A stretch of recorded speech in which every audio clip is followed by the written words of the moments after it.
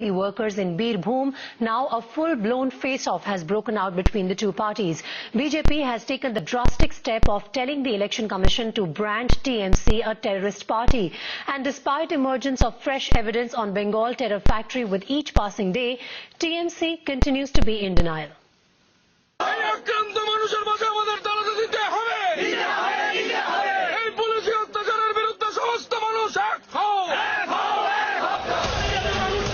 The CPM delegation barred from entering Parui village by Mamta's policemen.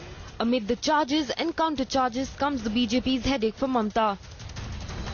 The BJP leadership has decided to step up attack on Mamta Banerjee. They have started it with the Burdwan blast incident and now they're continuing it with the Birbhum clashes.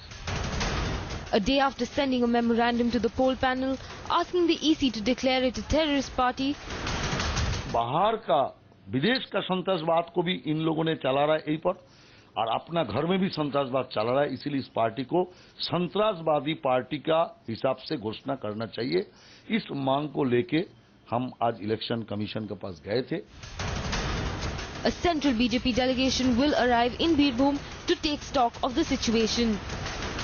जिस तरह से पश्चिम बंगाल आतंक और अराजकता का एक आशियाना बनता जा रहा है, एक सुरक्षित ठिकाना बनता जा रहा है और जो पश्चिम बंगाल की सरकार है ये सारी चीजें होते हुए देख रही है और आंख मूंद कर देख रही है।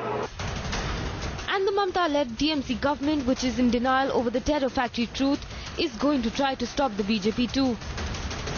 BJP Central Team's proposed visit to the Makra village in Birbhum is just a step to that direction.